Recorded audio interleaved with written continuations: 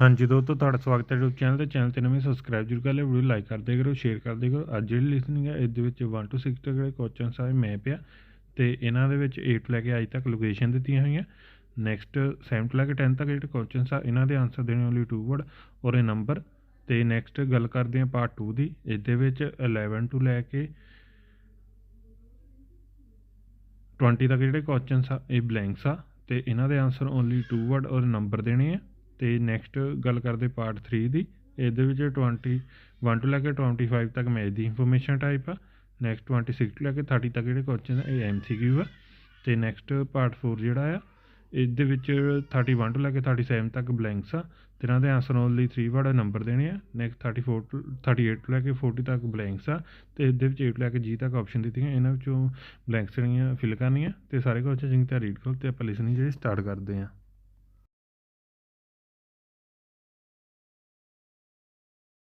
Part 1.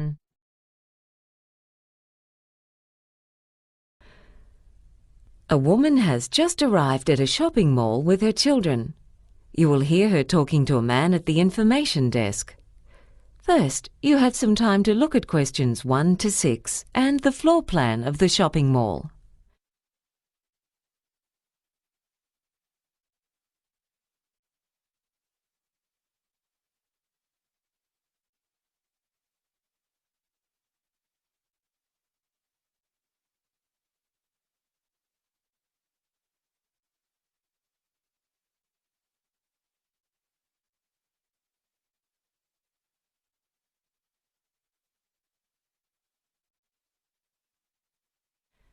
Now listen and answer questions 1 to 6.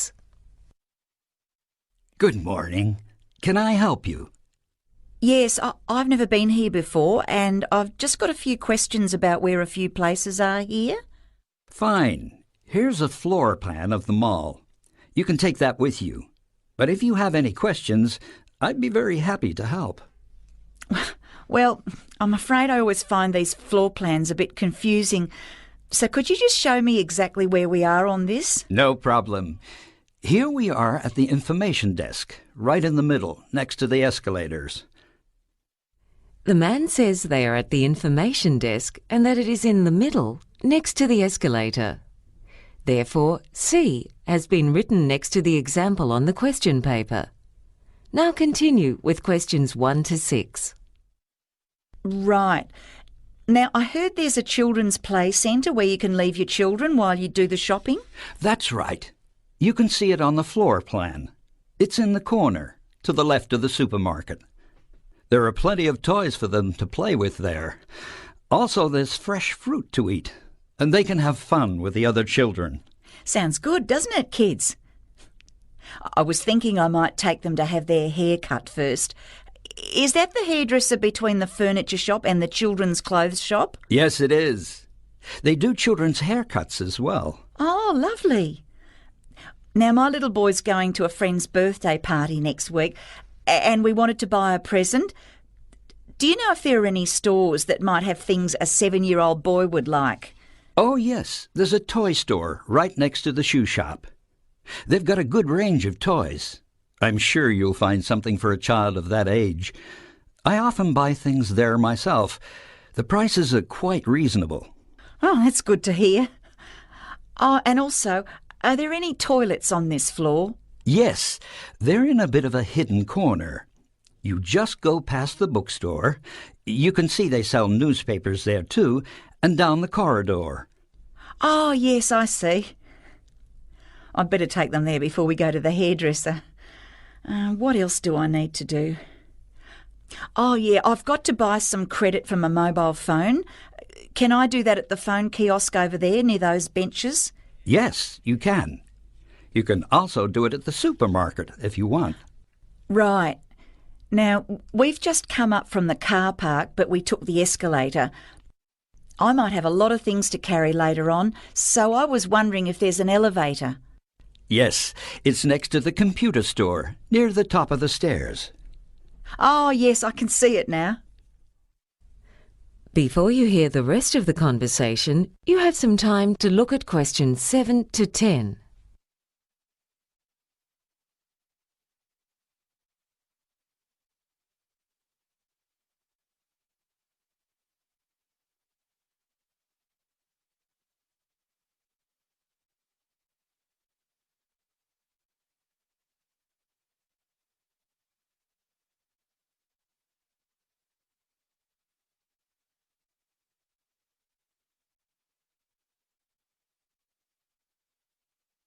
Now listen and answer questions 7 to 10.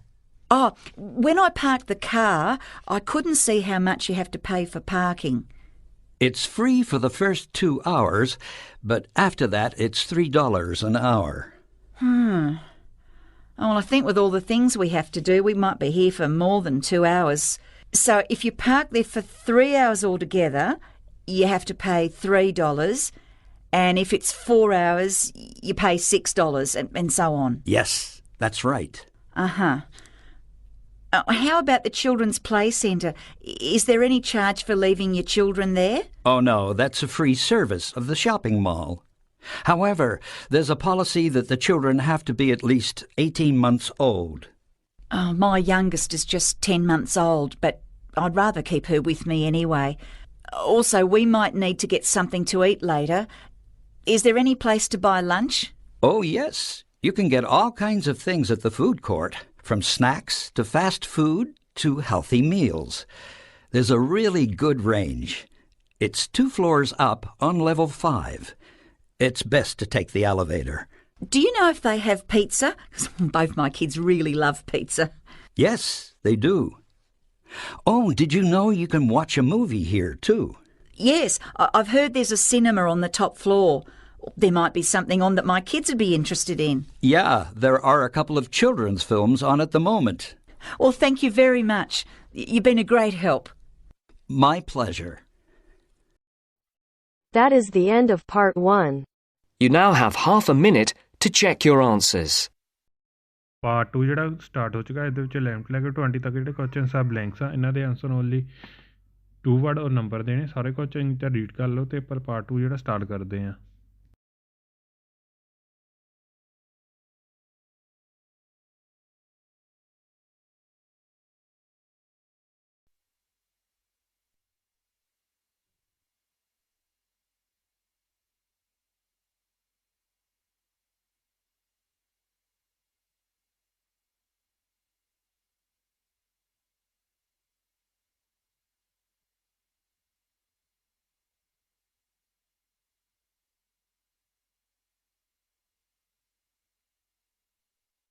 Now turns to part 2. Part 2.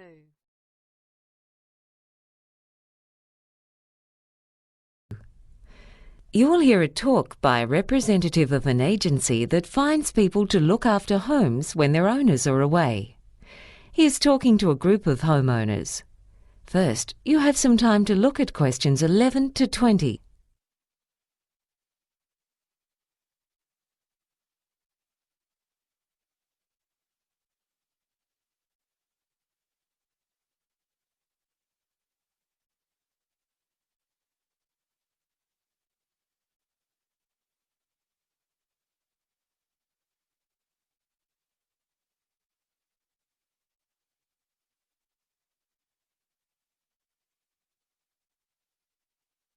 Now listen and answer questions 11 to 20. Good evening, ladies and gentlemen. I'm glad you've been able to make it to this introductory talk about our agency, which is called Contented Homes. My name's Gary, and I'm going to explain what our business involves. But first, I'd like to tell you something about the background of our agency. We commenced operations back in 1989. And essentially, our job is to find suitable people to live in and look after other people's homes while they're away. The homeowners, people like yourselves, might be away on holidays or temporarily working in another city or country, and they want to be sure that while they're away, their home will be secure, and that when they come back, everything will be in good condition. When we first started out, we conducted most of our business over the phone, but now the bulk of it is done over the Internet. Basically, this is how it works. Homeowners come to us when they need to find reliable, trustworthy people to take good care of their home for a limited period of time. The people who stay in your home and take care of it are called house sitters.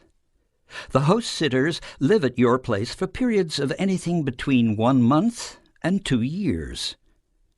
There are all kinds of reasons why people house sit. Some are couples, Others are single.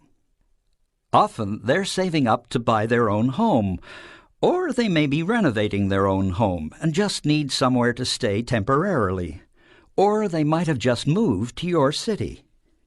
Although house sitters don't pay you any rent when they're living in your home, they are required to pay any bills for the telephone, gas, electricity, and so on. So for the homeowner, this is not a way to make money. When someone registers with us to become a house sitter, they provide us with some of their personal details, such as their age and occupation. I need to stress here that our agency does not carry out a security check on the people who have registered with us to be house sitters. Many house sitters have references from people whose houses or apartments they've looked after in the past.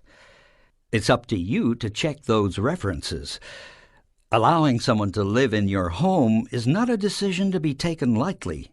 So we also recommend that you meet with any prospective house sitters and interview them before deciding which person or people would be most suitable to look after your home in your absence. There are similarities between house sitters and tenants, but there are differences as well. House sitters don't have as many rights as people who have a lease on a property. As the homeowner, you can give a spare set of keys to your home to a neighbor, friend, or relative. That person's allowed to drop in on the house sitters without prior notice at any time, within reason, to check that the house is in order, and the house sitters aren't allowed to stop them from entering. There are many good reasons to use the services of a house sitter. Burglars soon notice when people are away, so theft is much less likely if someone is living in your home. But it's not simply a matter of security. House sitters keep your home clean and tidy. Some of them are even more house-proud than the actual owners. In addition, many people need a house sitter to look after pets and keep the garden in order. Now, I'd like to tell you about the fees we charge. First, you, the homeowners, don't have to pay us anything. When people who want to be house sitters come to us, they have to pay $375 to go into our directory. That's where we get the money to run our service. As I said, we don't check to see that the information supplied by them is correct. It would simply cost us far too much time and money to do that. When you've decided that you want to go ahead and have a house sitter look after your home, we definitely think it's a good idea for you to take out insurance for your home.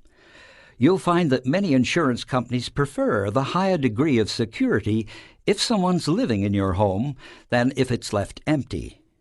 Anyway, I hope I've given you a clear idea of our service. And now, I'd be happy to take any questions. That is the end of part 2. You now have half a minute to check your answers. Part 3 ਜਿਹੜਾ start ਵਿੱਚ guys ਦੇ 21 ਤੋਂ ਲੈ ਕੇ 25 ਤੱਕ ਜਿਹੜੇ questions ਆ ਇਹ math ਦੀ information type ਹੈ। ਨੈਕਸਟ 26 ਤੋਂ ਲੈ ਕੇ 30 ਤੱਕ ਜਿਹੜੇ ਕੁਐਸਚਨ ਨੇ MCQ ਆ। ਸਾਰੇ ਕੁਐਸਚਨ ਚੰਗੀ ਤਰ੍ਹਾਂ ਰੀਡ ਕਰ ਲਓ ਤੇ ਪਾਰਟ 3 ਦਾ ਸਟਾਰਟ ਕਰਦੇ ਹਾਂ।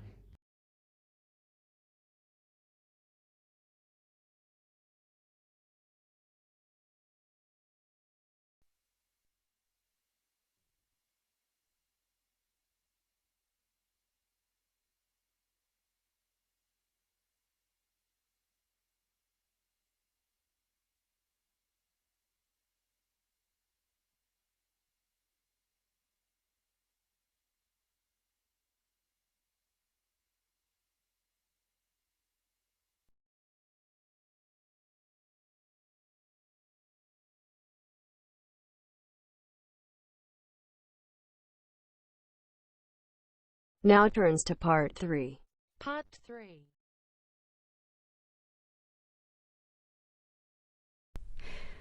You will hear two students talking to their teacher about a seminar paper they are preparing for their population studies class. First, you have some time to look at questions 21 to 25.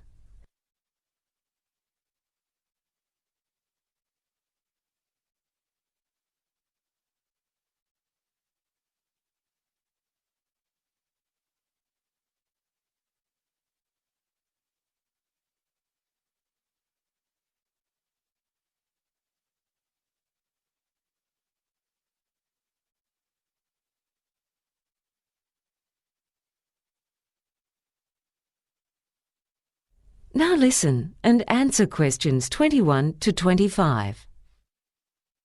So, how's your seminar paper going? Oh, it's almost ready. My head's just full of statistics at the moment. Is there anything you found particularly interesting? Yeah. For instance, about where people choose to live when they migrate to Australia. The focus of our talk is on migration to Sydney, but we found we needed to look briefly at migration to other parts of Australia as well. Most migrants go to the big cities, but it isn't the same for all nationalities. For instance, over the last 5 years, with the British, only about 1/3 of them altogether went to Sydney and Melbourne. So where did most of them go? Oh, all over the place. But for some reason quite a few ended up over in Perth. Oh, that's not a bad place to live. No, but with the Chinese, 26% of them choose to live in Melbourne and 58% in Sydney. Really? Do you have any idea why the Chinese and British have such different settlement patterns? Well, not really. Sometimes it's hard to find out exactly why people choose to live where they do. There's a thriving Lebanese community in Melbourne, but more than 7 out of 10 people from Lebanon were drawn to Sydney. I see. So you've covered groups from Europe, East Asia and the Middle East. Do you have anything on people from other regions? Yes. When we went through data from the Department of Immigration and the Bureau of Statistics, we found that in the case of the Malaysians, for some reason only a minority chose Sydney and Melbourne, but I don't know exactly where most of them ended up. I think quite a few of them were attracted to Queensland because of the climate. Yeah, it must be hard for people coming from a tropical region to get used to colder winters. What about the New Zealanders? Well, they don't need a visa for Australia, so they're counted separately from all other nationalities. But the vast bulk of them have ended up in Sydney. You'd think that Melbourne would be more to their liking because its climate's more like what they're used to, and the distance from New Zealand to Melbourne is about the same. Before you hear the rest of the conversation, you have some time to look at questions 26 to 30.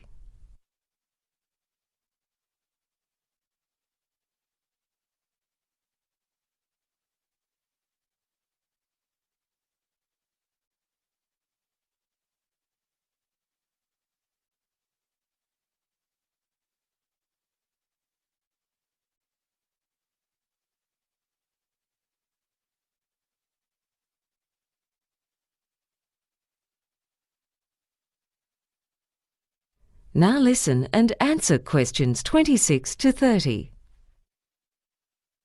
You also looked into why people choose the places they do, didn't you? Yes. Well, people often go where the work is. I mean, it's no use finding a nice place to live if you're going to be unemployed. But there's a more decisive factor, and that is that people generally like to live near their friends and relatives, and with people from their own country, so they won't be so isolated. And they do that despite the higher housing prices in the larger cities. Yeah, rents are getting ridiculous. But hasn't Sydney always attracted people? I mean, even people born elsewhere in Australia?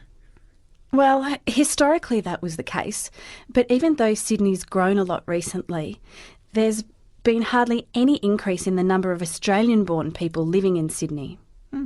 Why is that? I mean, I can understand why people would be leaving. A lot of people feel Sydney's getting too crowded and hectic. But that can't be the reason, because they often end up in places such as southeast Queensland, where the infrastructure simply isn't coping with the rapid population growth and faster pace of life. The research shows that the ones leaving Sydney are particularly middle-aged and elderly people who own the place they live in. By selling their Sydney home when they retire and buying and living in a cheaper one elsewhere, they then have more funds left over. It must be difficult making that shift at their age.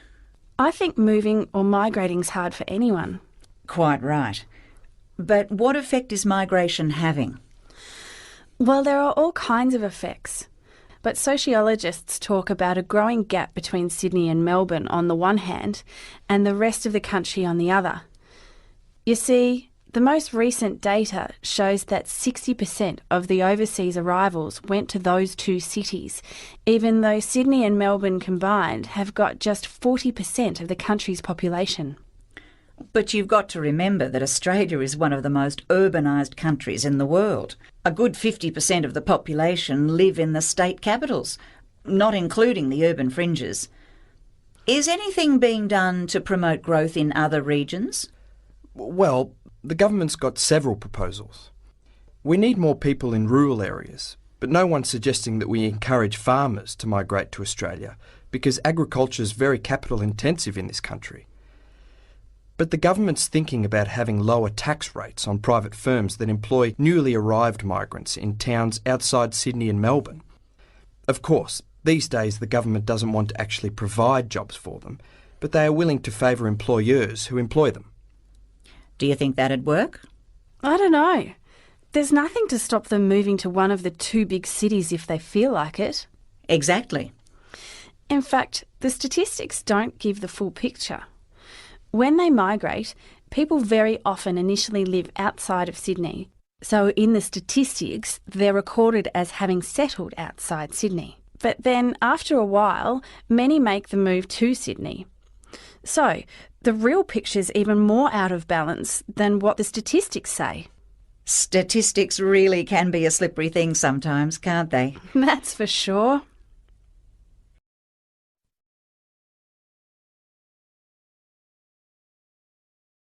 That is the end of part 3. You now have half a minute to check your answers. Part 4 ਜਿਹੜਾ start ਹੋ ਚੁੱਕਾ ਇਹਦੇ ਵਿੱਚ 31 ਤੋਂ ਲੈ ਕੇ 37 ਤੱਕ ਜਿਹੜੇ questions ਆ ਬਲੈਂਕਸ ਇਹਨਾਂ ਦੇ ਆਨਸਰ ਲਈ 3 ਵਰਡ ਨੰਬਰ ਦੇ ਨੇ। ਨੈਕਸਟ 38 ਤੋਂ ਲੈ ਕੇ 40 ਤੱਕ ਜਿਹੜੇ ਕੁਐਸਚਨ ਇਸ ਦੇ ਵਿੱਚ 8 ਤੋਂ ਲੈ ਕੇ G ਤੱਕ ਆਪਸ਼ਨ ਦਿੱਤੀਆਂ ਹੋਈਆਂ ਇਹਨਾਂ ਦਾ ਜਿਹੜੇ ਬਲੈਂਕਸ ਨਹੀਂ ਫਿਲ ਕਰਨੀਆਂ ਸਾਰੇ ਕੁਐਸਚਨ ਤੇ ਰੀਡ ਕਰ ਤੇ ਪਾਰਟ 4 ਜਿਹੜਾ ਸਟਾਰਟ ਕਰਦੇ ਹਾਂ।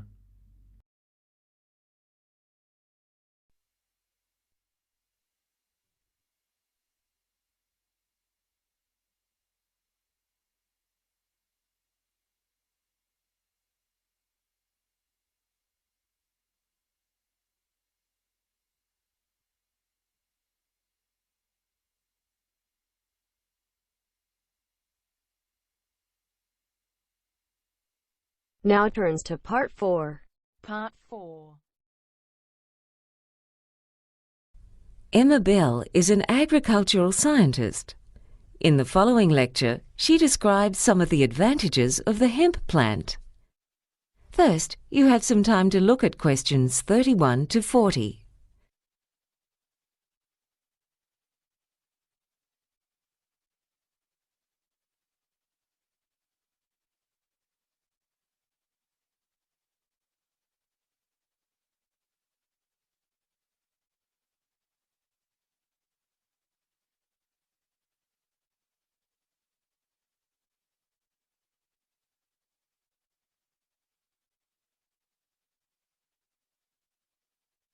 Now listen and answer questions 31 to 40.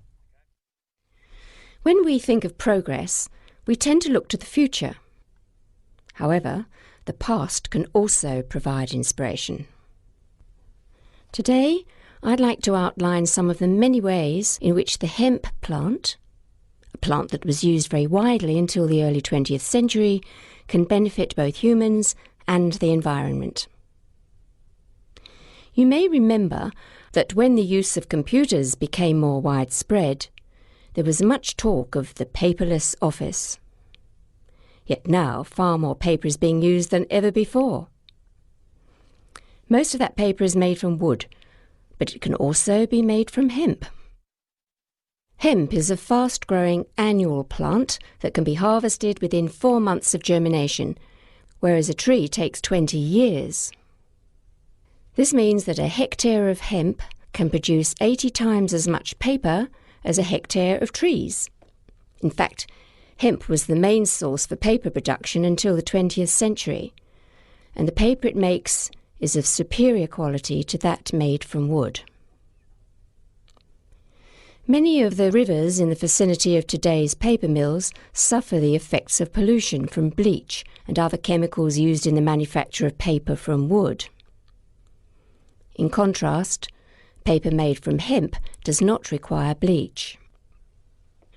So much clothing these days is made from cotton, yet fabric has been made from hemp for over 7,000 years. The trouble with cotton crops is that they take a heavy toll on the environment and are often dependent on irrigation. Hemp can grow using far less water and does not need as much fertilizer or pesticides. In fact, hemp crops even have a natural resistance to pests.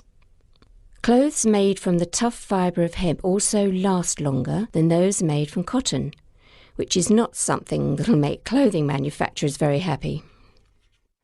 But another way in which hemp is the superior material is that it's more effective in blocking out UV rays from the sun, which can cause skin cancer. To top it off, clothing made from hemp is very comfortable to wear.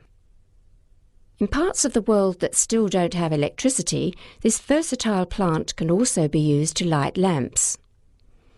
Back in the days of sailing ships, when hemp was used to make ropes and sails, lamps were often fueled by whale oil, which gave off a much stronger-smelling black smoke. The pursuit of that oil was one of the reasons for the existence of the whaling industry, which hunted many species of whale almost to extinction. Closer to our own time, Henry Ford used hemp in the production of his first cars. These days, with panels being made of metal, even a minor accident can lead to costly repairs. Being derived from a plant, hemp panels would be less expensive. Yet perhaps an even more significant consequence would be that instead of old cars being left to rust by the roadside, an abandoned car made from hemp would rot faster. A further advantage in the case of automobiles is the fuel.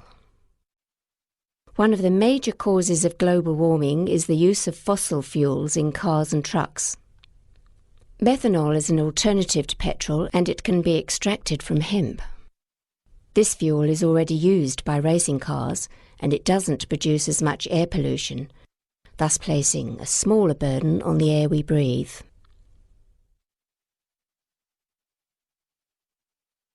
Hemp is also a source for a variety of foods. The oil that's obtained from the plant can be used to make cooking oil, butter, cheese, and even ice cream. Flour derived from hemp has a greater protein content than normal wheat flour, and its seeds contain all the amino acids, providing a form of protein that's more easily digested than that in soybeans.